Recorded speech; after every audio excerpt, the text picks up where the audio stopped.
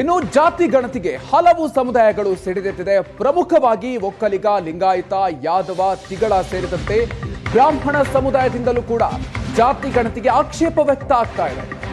ಜಾತಿ ಗಣತಿ ವರದಿ ವೈಜ್ಞಾನಿಕವಾಗಿ ತಯಾರು ಮಾಡಿಲ್ಲ ಅಂತ ಆಕ್ಷೇಪವನ್ನು ವ್ಯಕ್ತಪಡಿಸ್ತಾ ಇದ್ದಾರೆ.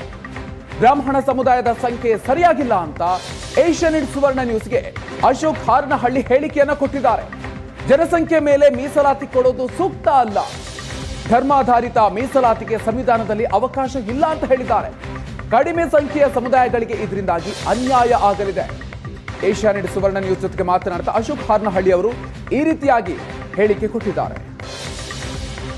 ಜಾತಿ ಜನಗಣತಿ ವರದಿ ಈಗಾಗಲೇ ಕ್ಯಾಬಿನೆಟ್ನಲ್ಲಿ ಮಂಡನೆಯಾಗಿದೆ. 17ನೇ ತಾರೀಕು ನಡೆಯುವಂಥ ಸಚಿವ ಸಂಪುಟ ಸಭೆಯಲ್ಲಿ ಜಾತಿ ಗಣತಿಯ ಬಗ್ಗೆ ಏನು ತೀರ್ಮಾನವನ್ನು ಸರ್ಕಾರ ತೆಗೆದುಕೊಳ್ಳುತ್ತೆ ಅನ್ನುವಂಥದ್ದು ಕುತೂಹಲ ಮೂಡಿಸಿದೆ. ಈಗಾಗಲೇ ಹಲವು ಸಮುದಾಯಗಳು ಇದಕ್ಕೆ ವಿರೋಧವನ್ನು ವ್ಯಕ್ತಪಡಿಸಿದ್ದಾವೆ.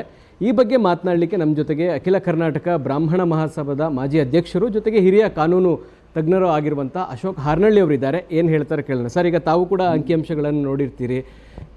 ಈಗ ಬಹಿರಂಗಗೊಂಡಿರ್ತಕ್ಕಂಥ ಅಂಕಿಅಂಶಗಳನ್ನು ನೋಡಿದಾಗ ತಮ್ಮ ಸಮುದಾಯದ ವಿಚಾರಕ್ಕೆ ಸಂಬಂಧಪಟ್ಟಾಗಿರ್ಬೋದು, ಬೇರೆ ಬೇರೆ ಅಂಕಿಅಂಶಗಳನ್ನು ನೋಡಿದಾಗ ಏನು ಅನ್ಸುತ್ತೆ ಸರ್?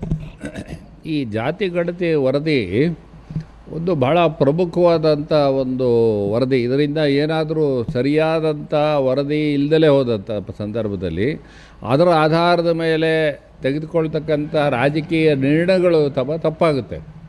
ಆ ದೃಷ್ಟಿಯಲ್ಲಿ ನಾವು ಯೋಚನೆ ಮಾಡಿದಾಗ ಅದರಲ್ಲೂ ಬ್ರಾಹ್ಮಣ ಸಮುದಾಯದ ಜನಸಂಖ್ಯೆಯನ್ನು ಗಮನಿಸಿದ್ರೆ, ನಾನು ಇಡೀ ಕರ್ನಾಟಕದಲ್ಲಿ ಅನೇಕ ಭಾಗಗಳಲ್ಲಿ ಅನೇಕ ಮನೆಗಳಲ್ಲಿ ಹೋಗಿ ಕೇಳಿದ್ದೀನಿ, ನಿಮ್ಮ ಮನೆಗೆ ಬಂದಿದ್ರಾ, ಇದರ ವಿಚಾರ ಏನು ಅಂತ. ಅದಲ್ಲದೆ ಈಗ ನಮ್ಮ ಮನೆಗೆ ಯಾರೂ ಬಂದಂಥ ನಿದರ್ಶನ ಇಲ್ಲ. ಹಾಗಿರುವಾಗ ಸುಮಾರು 45 ಲಕ್ಷ ಇರತಕ್ಕಂಥ ಬ್ರಾಹ್ಮಣರ ಸಂಖ್ಯೆಯನ್ನು ಕೇವಲ 14 ಲಕ್ಷ ಅಂತ ಹೇಳಿ ತೋರಿಸಿದ್ದಾರೆ. ಆ ದೃಷ್ಟಿಯಲ್ಲಿ ಈ ಒಂದು ವರದಿ ಏನಿದೆ ಅದು ವೈಜ್ಞಾನಿಕವಾಗಿ ಸರಿಯಾದಂಥ ಆಧಾರದ ಮೇಲೆ ತಯಾರಿಸಿಲ್ಲ ಅಂತ ಹೇಳೋದು ನನ್ನ ಭಾವನೆ. ಆದ್ದರಿಂದ ಈ ಜಾತಿ ಗಣತಿಯ ವರದಿಯ ಆಧಾರದ ಮೇಲೆ ಮುಂದುವರೆದರೆ ಅದರಿಂದ ಇನ್ನೂ ಹೆಚ್ಚಿನ ತಪ್ಪು ನಿರ್ಧಾರಗಳಿಗೆ ಅವಕಾಶ ಮಾಡಿಕೊಟ್ಟಾಗುತ್ತೆ ಅನ್ನೋದು ನನ್ನ ಅಭಿಪ್ರಾಯ. ಸರ್, ಈಗ ಮೀಸಲಾತಿ ವಿಚಾರಕ್ಕೆ ಬಂದಾಗ 50% ಒಂದು ಕ್ಯಾಪ್ ಹಾಕಿದ್ದೀವಿ, EWSಗೆ ಒಂದು ಎಕ್ಸ್ಟ್ರಾ ಮಾಡ್ಕೊಂಡಿದ್ದೀವಿ. ಸೊ ಇವರು ಪ್ರಪೋಸ್ ಮಾಡ್ತಾ ಇರೋದು OBCಗಳಿಗೇ 51% ಅಷ್ಟು ಮೀಸಲಾತಿ ಕೊಡಬೇಕು ಈ ಅಂಕಿ ಸಂಖ್ಯೆಗಳ ಆಧಾರದ ಮೇಲೆ. ಈ ಅಂಕಿ ಸಂಖ್ಯೆಗಳ ಆಧಾರದ ಮೇಲೆ ಆ ಪ್ರಮಾಣದ ಮೀಸಲಾತಿ ನಿರ್ಧಾರ ಮಾಡಲಿಕ್ಕೆ ಸಾಧ್ಯ ಇದೆಯಾ? ಈಗ ಮೀಸಲಾತಿ ಶೆಡ್ಯೂಲ್ಡ್ ಕಾಸ್ಟ್, ಶೆಡ್ಯೂಲ್ಡ್ ಟ್ರೈಬ್ನವ್ರಿಗೂ ಮೀಸಲಾತಿ ಕೊಡಬೇಕು, ಹಿಂದುಳಿದ ವರ್ಗದವ್ರಿಗೂ ಮೀಸಲಾತಿ ಕೊಡಬೇಕು. ಹಿಂದುಳಿದ ವರ್ಗದವ್ರಿಗೆ ಈ ಗಣತಿ ಜಾತಿ ಗಣತಿ ಆಧಾರದ ಮೇಲೆ ಇಲ್ಲ ನಮಗೆ 51% ಮೀಸಲಾತಿ ಕೊಡಬೇಕು ಅಂತ ಹೇಳಿದ್ರೆ ಒಟ್ಟಿನಲ್ಲಿ ಸುಮಾರು 70% ಮೀಸಲಾತಿಗೆ ಹೋಗುತ್ತೆ. ಸುಪ್ರೀಂ ಕೋರ್ಟ್ನವ್ರು ಹೇಳಿರೋ ಪ್ರಕಾರ 50%ಗಿಂತ ಸಾಮಾನ್ಯವಾದಂಥ ಸಂದರ್ಭದಲ್ಲಿ ಅದಕ್ಕಿಂತ ಜಾಸ್ತಿ ಹೋಗೋ ಹಾಗಿಲ್ಲ. ಈಗಾಗಲೇ ನಾವು 50% ದಾಟಿಬಿಟ್ಟಿದ್ದೀವಿ. ಆ ದೃಷ್ಟಿಯಲ್ಲಿ ಇನ್ನೂ ಹೆಚ್ಚಿನ ಮೀಸಲಾತಿ ಕೊಟ್ಟರೆ ನಾವು ಬೇರೆ ವರ್ಗಗಳು ನ್ಯಾಯಾಲಯದ ಮೊರೆ ಹೋಗಬೇಕಾದಂಥ ಸಂದರ್ಭ ಬರುತ್ತೆ. ನನ್ನ ಪ್ರಕಾರ ಆ ರೀತಿಯಾದಂಥ ಜನಸಂಖ್ಯೆ ಆಧಾರದ ಮೇಲೆ ಮೀಸಲಾತಿ ಕೇಳೋದು ಅಷ್ಟು ಸೂಕ್ತವಲ್ಲ. ಯಾಕೆಂದರೆ ಹಿಂದುಳಿದಿರೋದು ಆರ್ಥಿಕವಾಗಿ ಸಾಮಾಜಿಕವಾಗಿ ಅಂತ ಇರುತ್ತೆ.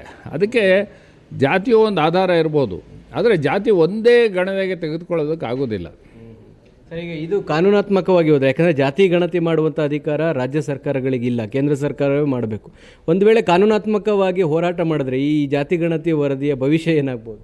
ಅಂದರೆ ಈಗ ಜಾತಿ ಗಣತಿ ಆಧಾರದ ಮೇಲೆ ಯಾವುದಾದ್ರು ನಿರ್ಣಯ ತೆಗೆದುಕೊಂಡ್ರೆ ಆಗ ಅದನ್ನು ಪ್ರಶ್ನೆ ಮಾಡಬೇಕಾದಂಥ ಸಂದರ್ಭ ಬರುತ್ತೆ. ಯಾಕೆಂದರೆ ಈ ಜಾತಿ ಗಣತಿ ಯಾವ ರೀತಿ ಆಗಿದೆ, ಇದು ಸರಿಯಾದಂಥ ಅಂಕಿಅಂಶಗಳಿದೆಯಾ, ಅದರ ಮೇಲೆ ಸಾಮಾಜಿಕವಾಗಿ ಮತ್ತು ಆರ್ಥಿಕವಾಗಿ ಹಿಂದುಳಿದವ್ರ ಬಗ್ಗೆ ಎಲ್ಲ ಸ್ಪಷ್ಟ ಮಾಹಿತಿ ಇದೆಯಾ? ಬರೀ ಜಾತಿ ಒಂದೇ. ಇದರಲ್ಲಿ ಇನ್ನೊಂದು ಮುಖ್ಯವಾದ ಅಂಶ ಅಂದರೆ ಇದು ಬರೀ ಜಾತಿ ಗಣತಿ ಅಷ್ಟೇ. ಆ ಜಾತಿಯಲ್ಲಿ ಹೇಗಿದ್ದಾರೆ, ಅವರ ಪರಿಸ್ಥಿತಿ ಏನು, ಆರ್ಥಿಕವಾದ ಪರಿಸ್ಥಿತಿ ಏನು ಅನ್ನೋ ಒಂದು ಮಾಹಿತಿ ಇದರಲ್ಲಿಲ್ಲ. ಆ ದೃಷ್ಟಿಯಲ್ಲಿ ಈ ಜಾತಿ ಗಣತಿ ಆಧಾರದ ಮೇಲೆ ನೀವು ಮೀಸಲಾತಿಗೆಲ್ಲ ಮುಂದುವರೆದ್ರೆ ಅದು ತಪ್ಪಾಗುತ್ತೆ. ಅನೇಕ ಸಮುದಾಯಗಳು ಇದರಿಂದ ಅನ್ಯಾಯ ಆಗುತ್ತೆ. ಇದಿಷ್ಟು ಹಿರಿಯ ಕಾನೂನು ತಜ್ಞರಾದಂಥ ಅಶೋಕ್ ಹಾರನಹಳ್ಳಿ ಅವ್ರ ಮಾತು. ಕ್ಯಾಮರಾಮನ್ ನಾಗರಾಜ್ ಜೊತೆಗೆ ಮಾರುತೇಶ್ ಹುಣಸನಹಳ್ಳಿ, ಏಷ್ಯಾನೆಟ್ ಸುವರ್ಣ ನ್ಯೂಸ್, ಬೆಂಗಳೂರು.